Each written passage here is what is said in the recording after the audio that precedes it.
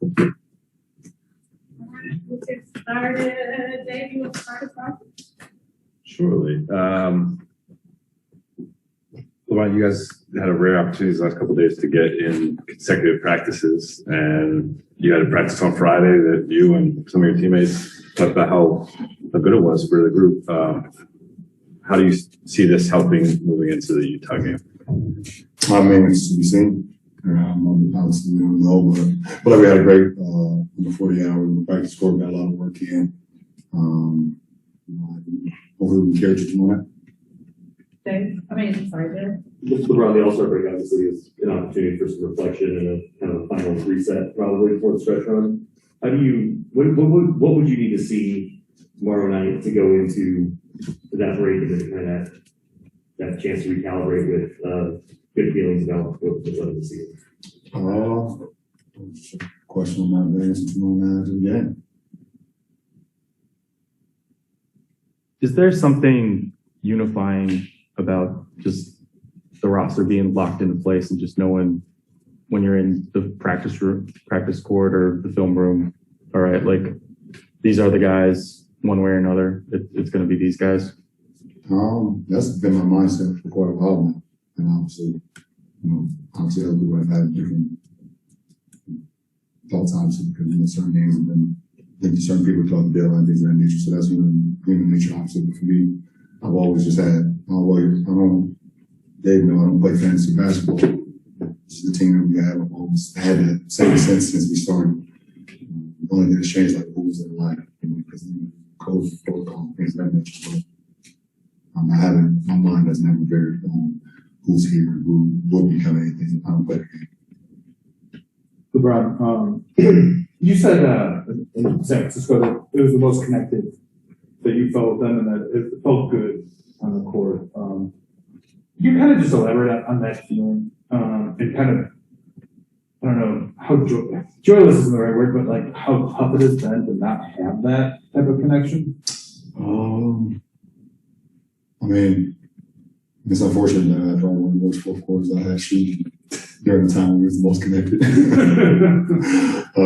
I definitely felt the energy. The energy was just great. I felt it was connected with the whole game. And that's a team that's been playing connected basketball all year long. It shows what we're doing to team in the West.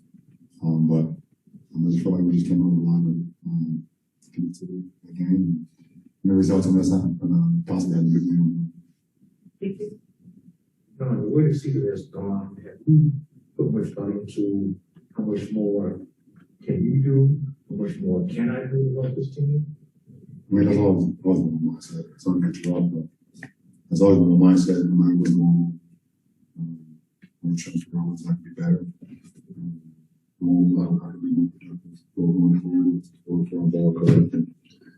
And even going down to quote unquote second half of the season, breaks. Always had that mindset. Is there more you can give? I mean, it seems like you give everything we have all the time. Is there more that you can give? How is the knee right now? Is here?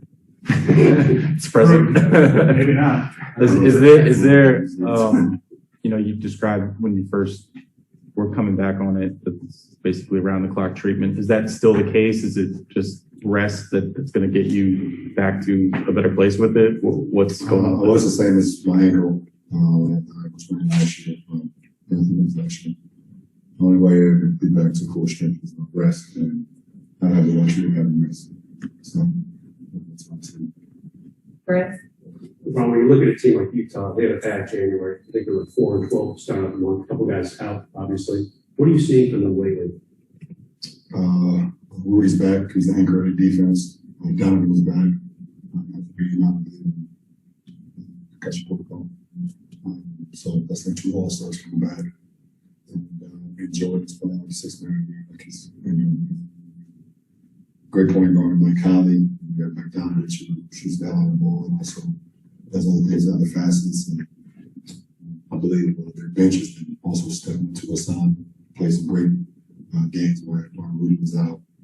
And it's a team that's been connected for the last few years. They've had pretty much the same roster which is the season where big guns over the course of the last few years. And obviously, Joe gone, but they've been together for the last few years.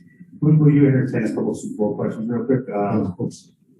As a sort of an adopted Angelino, what was it like to be there for the Rams, to see Dre and Snoop and the Tams and, you know, like all that stuff? What was it like to be able to go there? Well, I'm a Browns fan. But I'm also a guy who roots for a team in the same city as well. So when I was in Miami, obviously I was in the Browns fan.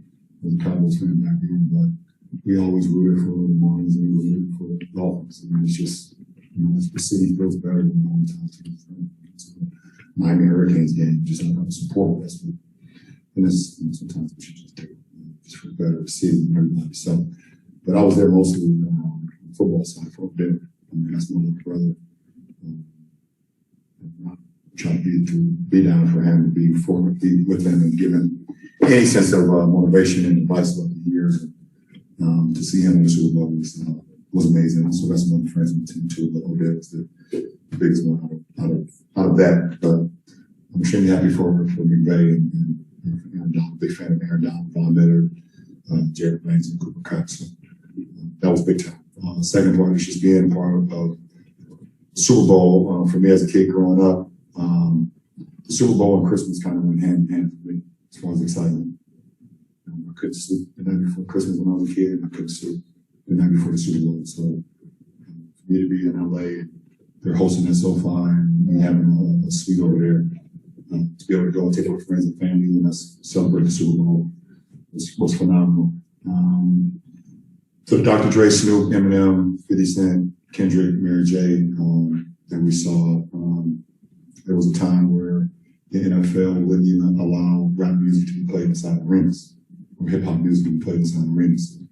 And obviously, I know we've had black artists, we've had Prince and Beyonce and things of that nature, but to have a performance like that with black hip hop artists performing at the Super Bowl, I had a moment of like chills, a moment of like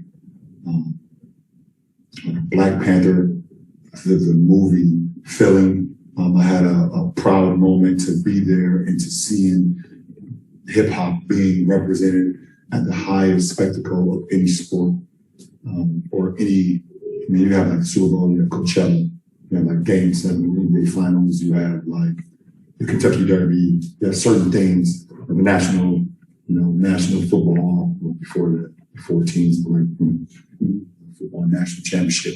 There's certain spectacles, and if you're able to get on that platform, it's pretty amazing. So to have hip hop dominate the Super Bowl was pretty awesome, and it only made it right that Snoop and Dre did that in LA. It only made it right. So, and also don't forget about Jay-Z's influence as well, to be able to bring something like that together.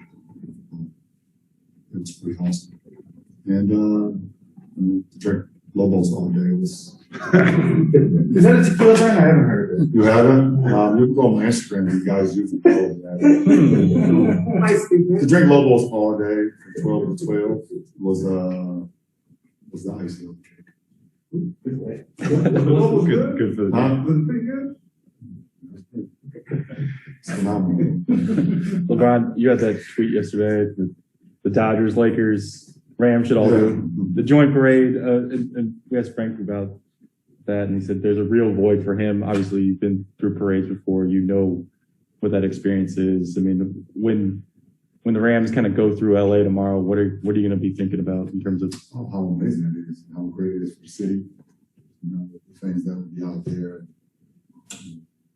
they're blue and yellow on, things of that nature representing some their love for their country that the Rams had. I probably going to not going to think about maybe what you guys missed with this city? I already know what we missed. You know, I already know what we missed, and more importantly, I feel like bad for my teammates who won their first championship and what they missed. You know, obviously getting the ring the following year and things of that nature. Some of the guys that came back after, you know, they went to different teams and came back to the ring, but the parade is like, it's really a combination of everything. You really get to rejoice and like celebrate with the fans, like in a more intimate setting. So, you know, I feel bad for like my teammates who didn't get an opportunity to have that feeling. I didn't tell them. Did you sense any traction when you were tweeting about the Lakers, Rams, Dodgers, triple team, right? To be honest, when I send out, I don't really track my traction. When I send out stuff, I kind of just let it float in the metaverse. I just let it do its thing. You know, I don't track my tweets and things like that. Might have to bring it to me. Let me know.